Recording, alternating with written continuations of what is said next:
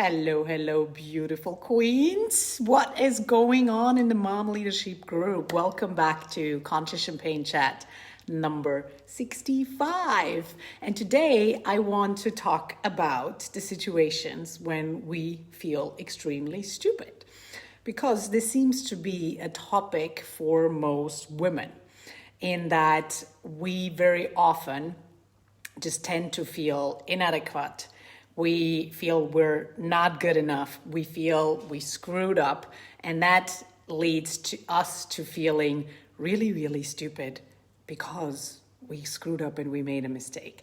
And so the very first thing I want you to understand is that all of us, not just women, men included, all of us feel stupid at some point in their life. Maybe, for some of us, this happens on a more frequent basis, whereas for others, it happens on a less frequent basis.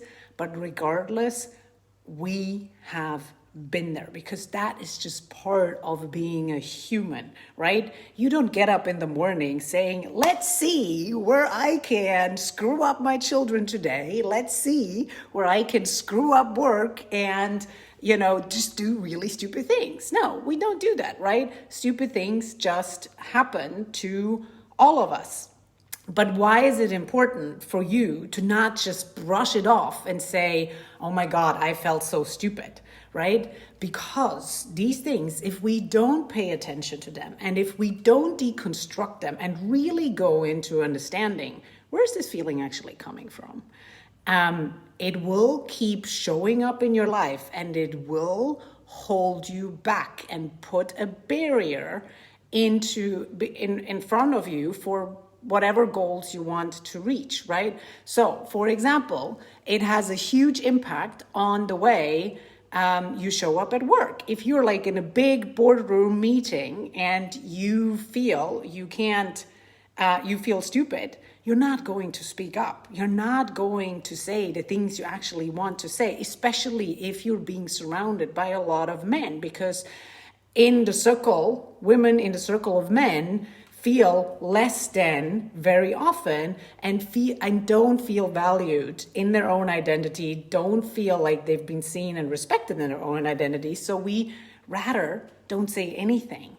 And when we let that feeling of stupidity take over, we cannot show up as our best self. We cannot make the impact that, quite frankly, we need to make in order to change this world, right? When we feel stupid, we don't show up with honesty in relationships, right? We tend to, we don't want to talk about the stupid mistake that we make. So we try to brush it off. And that typically makes things worse. So what we want to do is really go and understand, first of all, everybody feels stupid. Everybody feels stupid, and everybody feels less than in certain areas of their life. It's just 100% normal. The second thing I want you to understand is really go and investigate, where is this coming from? Is this going back to your years of school, for example? Did your teachers make you feel stupid? Did your parents, make you feel stupid because you were not good enough something? Maybe the expectations were for you to have better grades, to perform better, to figure something out, and you just couldn't do it. Because what I need you to understand is that whoever made you feel stupid, usually these people have that problem themselves. It's very similar to bullies, right? Bullies need a victim so they can feel better about themselves.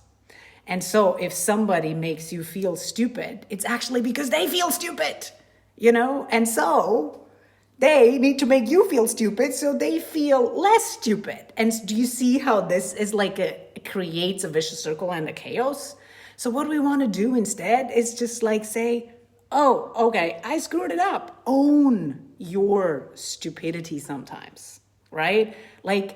You guys, I screw up all day long, literally all day long. On just yesterday, on Tuesday, I was supposed to have a podcast interview. And in my calendar, I had put it down at 4 p.m. in the afternoon.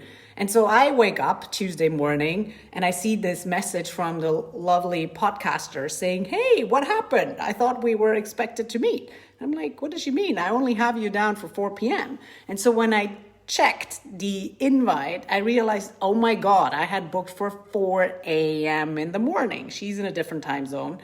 And I totally screwed it up. And so, but instead, like for a millisecond, I did feel extremely stupid. But I've learned to own that. And I've learned to say, all right, fine, I did screw up. So I just go and say, I'm really sorry. I screwed up. I messed it up.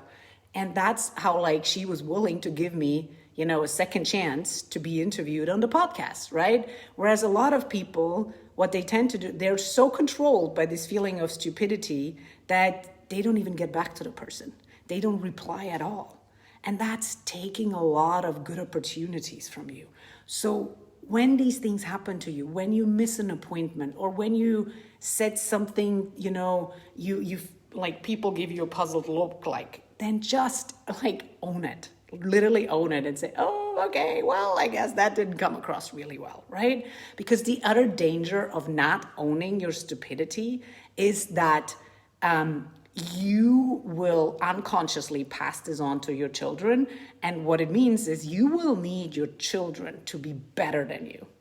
This is when we then put a lot of pressure on our children to be stars and excel in a whole bunch of things, because we actually feel so stupid sometimes about things that we need our children to compensate for that.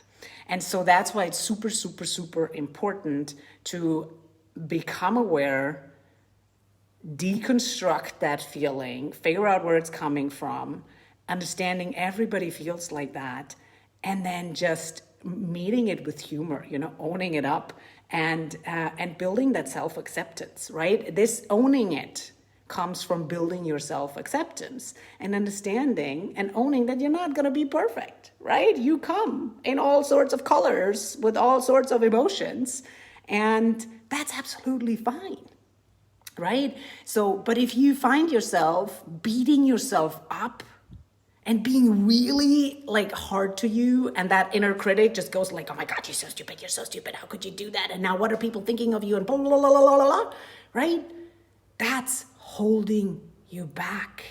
It's holding you back from playing at your best and really creating your impact, And then there's a whole bunch of other subsidiary emotions that are being triggered. If you don't clear that out and if you don't solve that, it will show up as anger, it will show up as shame, and then you will never bring out your best, right? So really don't let these things pass. Own them, go and play with them, and see what happens. And so what you can do is just write down, share your examples below here in the comment where you felt you did something stupid, and we can help you, guide you through that and how to clear it and what to do. All right, my loves, I will be seeing you back here tomorrow. If you're watching this on replay, please put a hashtag replay, give us a thumbs up and a like.